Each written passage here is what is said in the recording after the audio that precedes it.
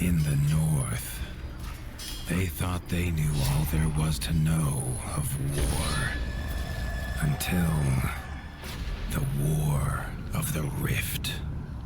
While the Southern King hid, warm in his keep, the Darkwings cut their bloody trail from frozen north to winter's edge. Alone, the Warden and his small garrison turned their whiskers to the icy wind.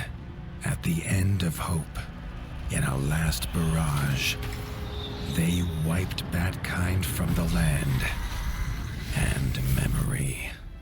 With no sign of the Darkwing's return, in time, few believed them little more than a fairy's tale. But at Mount Cauldron, time had been all they needed. An old enemy claws free of their icy tomb and hungers for vengeance. But not all is lost. King Rattus brings north a cause for hope. A bastard prince, placed in the paws of the Warden of the Wastes to raise as his own. A secret of blood never to be told. Now, fate calls for a hero in a murderous screech, and one young rat will answer.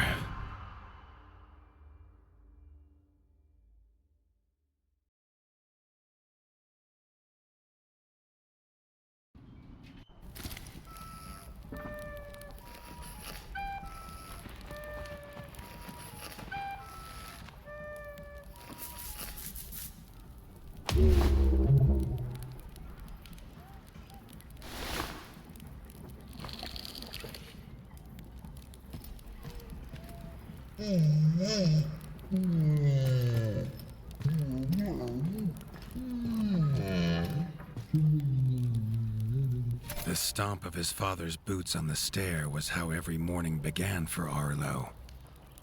The booming shout to ready himself was louder still, but such was Lord Eivor's zeal at a new day. Dawn was breaking over winter's edge, and Arlo was yet to miss one.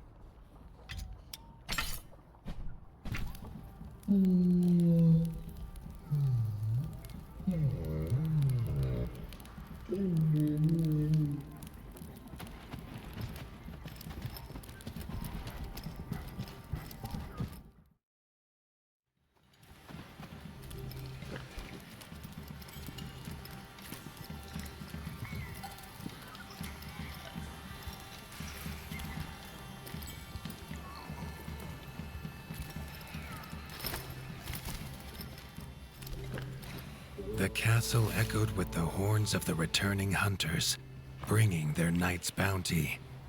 Arlo's little heart quickened to hear it. The only thrill to be found inside the high walls was a hunter's tales of what lay beyond them.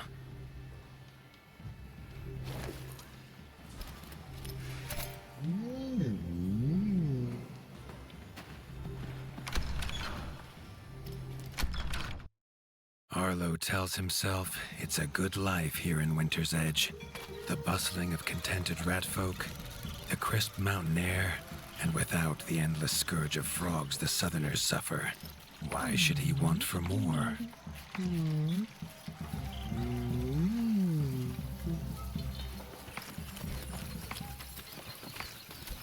Arlo has no memory of his mother, but Hilda's food was a true taste of maternal kindness. With the right ingredients, she would make meals nourishing to body and soul. Tiki's shop was perhaps Arlo's favorite, as the shopkeeper had wares from far and wide. But getting him to part with his curiosities was never easy. There was no time for tales of the hunt today. Lord Eivor was already dividing what was an excellent haul, happy to see his people provided for. Arlo longed only to join the hunt, to see the ratdom or even the lands beyond. His father called it a fool's wish. Arlo's destiny was unshakable, much like the keep that would become his by birthright.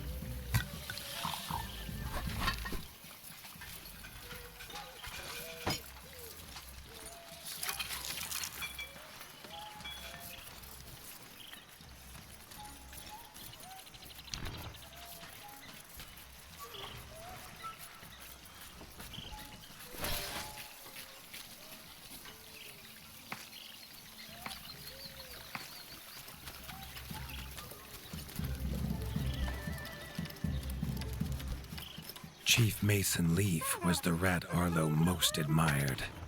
As younger brother to Lord Eivor, his carefree uncle never faced the burden of being Warden of the Wastes. With walls this strong, his duties were light, leaving him plenty of time for his nephew.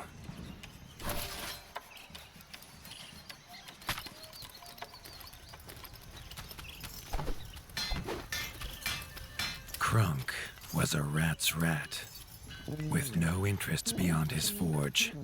If you have the parts, this Mastercraft's rat can make armor and weapons that would see off a sky scorcher bite, or so he claims. Arlo wondered how well they'd do against something that wasn't a myth.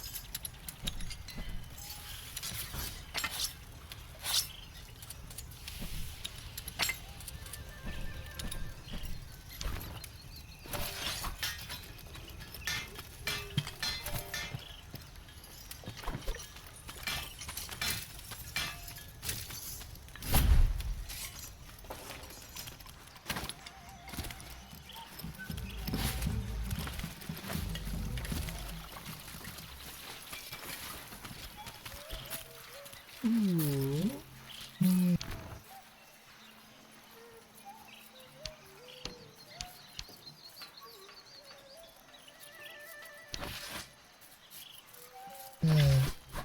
hunters had brought unwelcome news. A family of the reviled creatures ratfolk called backstabbers had moved into the wastes. Eivor told his son to fetch his weapons.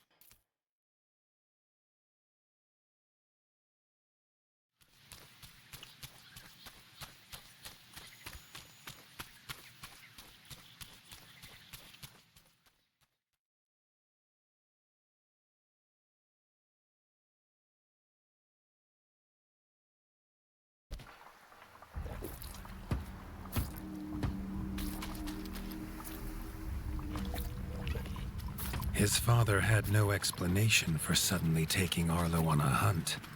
It even gave the hunters pause. Arlo had been taught to fight, and better than most. But rarely had he been tested. He was determined to prove himself. The rugged terrain of the outskirts could have taken all day to traverse, but Arlo's trusty grappling hook allowed him to swing between its many crevices.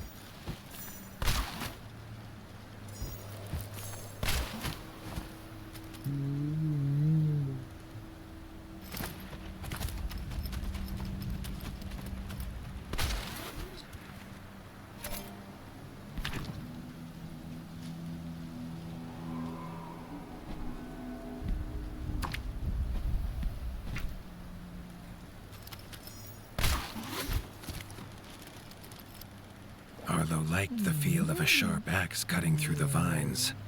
The wilds were part of his home, and nothing in them would frighten him.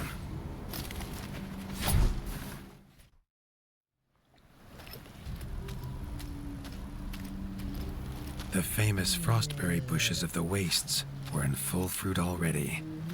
Their juice made a healthy tonic, though Lord Eivor preferred them fermented.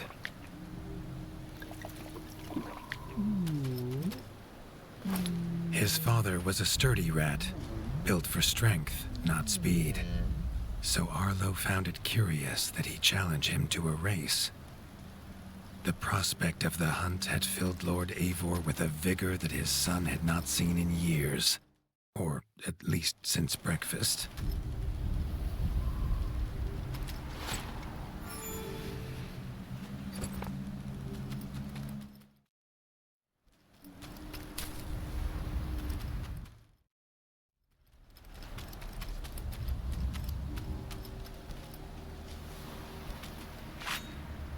A warden fights the hardest battles, he told Arlo, and needs the sharpest blade.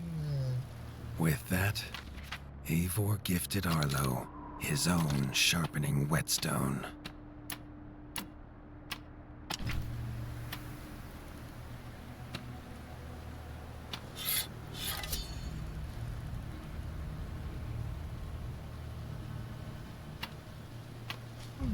Whether these beasts were named for their spines, or for some past unforgivable deed, no rat knew. Either way, Arlo was about to find himself at the pointy ends of this brood. Even young backstabber red attacks were brutal, but a well-timed dodge would see Arlo escape unscathed.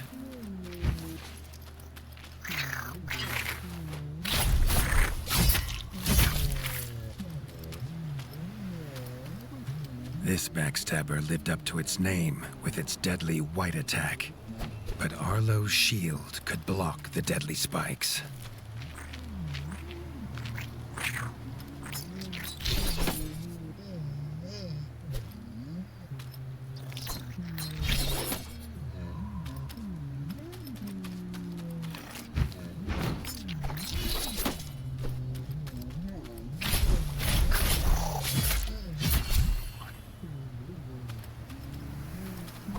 This young one used vicious yellow attacks. Arlo had to time his parries perfectly.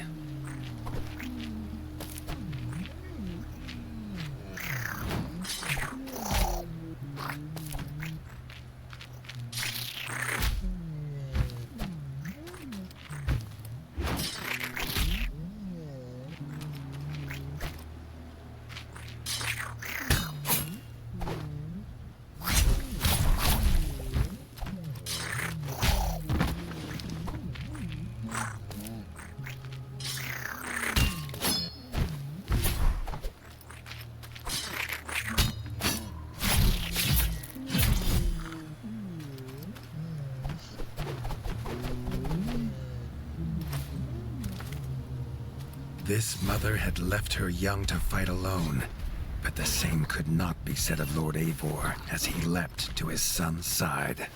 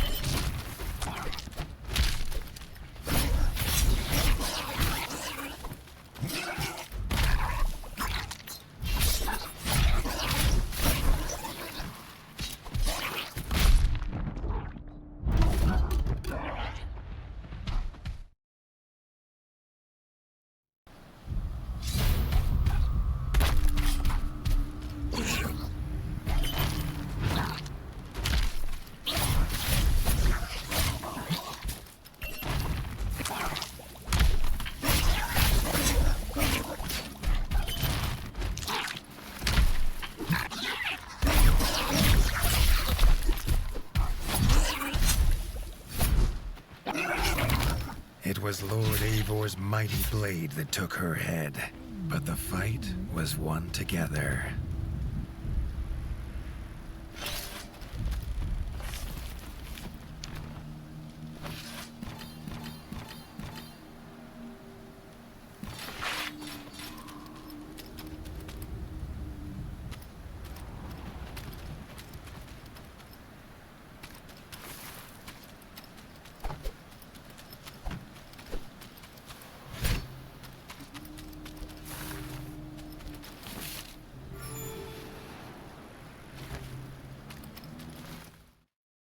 Arlo basked in his father's pride, almost as warm as at the fire inside Winter's Edge.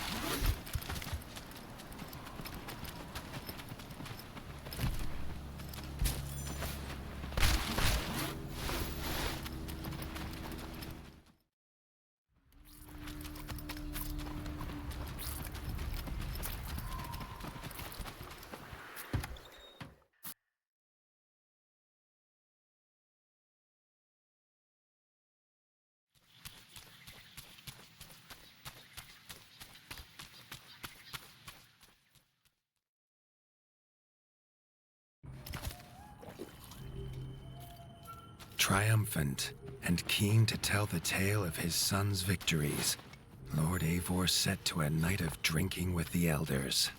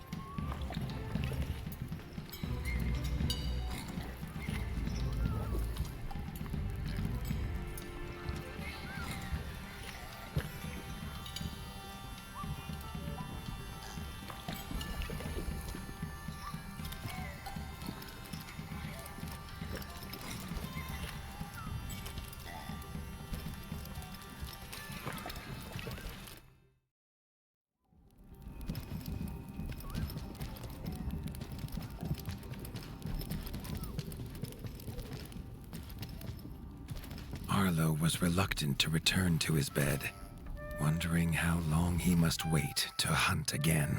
The booming footsteps that woke him this time were nothing like those of his father.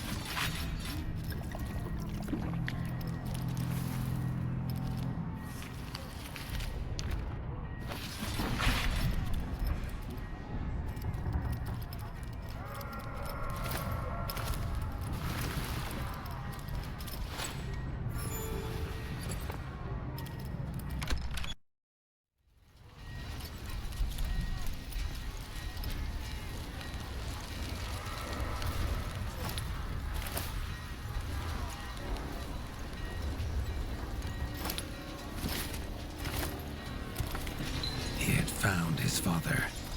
The warden stood alone, holding back a whole Darkwing army, their cruel Count Kazak leading them. His father charged, but the Darkwing Count was as fast as he was strong. The Winter's crown tumbled to Arlo's feet, now without a head to rest on. There was no time to grieve his father, as from above the Count revealed his greatest weapon, the Sky Scorcher. Not a fairy's tale, but an undead beast whose very breath could level kingdoms. And its eye was trained on Arlo. All that came next was a fog of bloodlust, snapping jaws, and the beating of leathery wings. But there could be no victory. Arlo awoke, groggy and warm to his father's shouts. Only he wasn't in bed. The warmth was from the fire that had engulfed Winter's Edge, and the shouts were his uncle's. The only other survivor of the Darkwing attack, Leaf was bruised and his hind paws barely steady. He'd seen villagers flee to the outskirts. Arlo knew it was up to him to make them safe.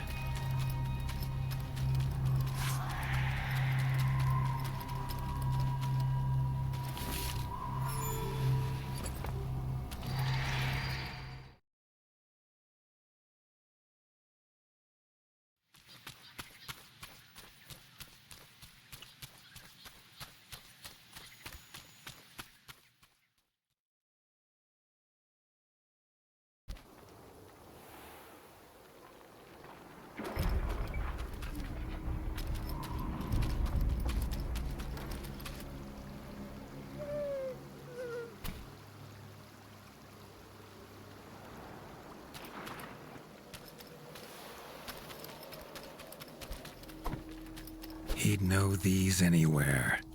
Krunk's smithy hammer and Hilda's chef's knife. Arlo wondered why they would leave them here.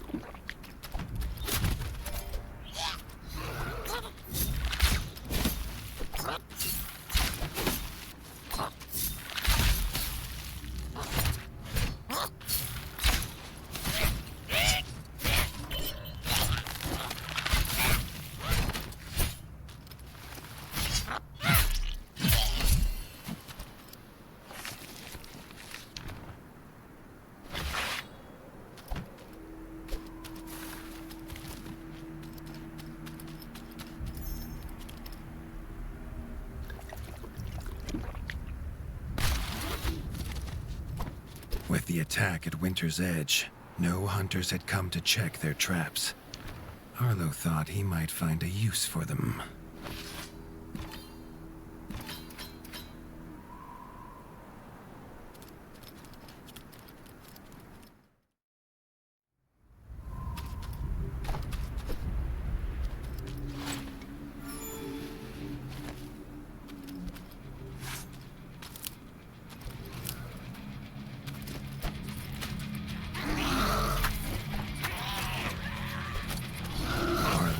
Found the reason his friends had fled. The taunting shrieks revealed that this was Baron Frostovic, son of the Darkwing who took his father, and therefore a perfect target for his revenge.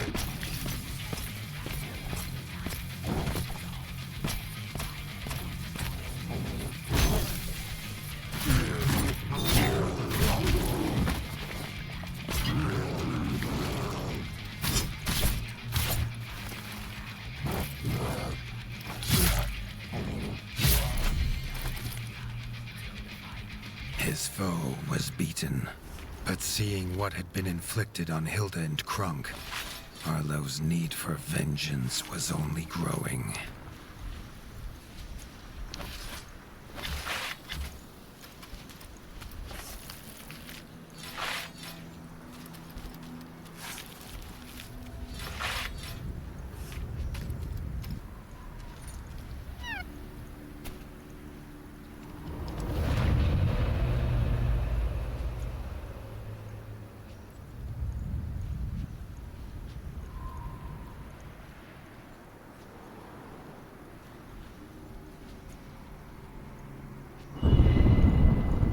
Suddenly wished to be within the walls of Winter's Edge, to hear the boot and boom of his father at dawn, a sound he realized he'd never hear again.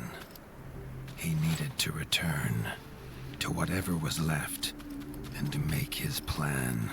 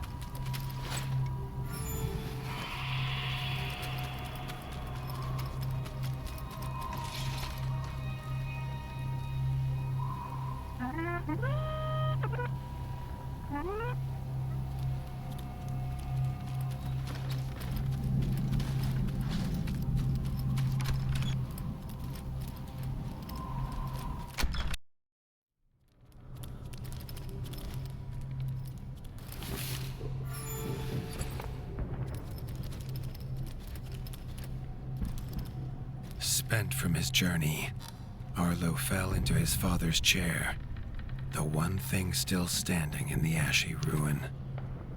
It was his chair now, along with the title of Warden of the Wastes. Arlo's shoulders slumped at the weight of it, but only for a moment. The dark wings had nearly scorched the ratdom to ash before, and now it was for him to stop them. He was going to rebuild Winter's Edge, a beacon of hope from which to drive back the shadow.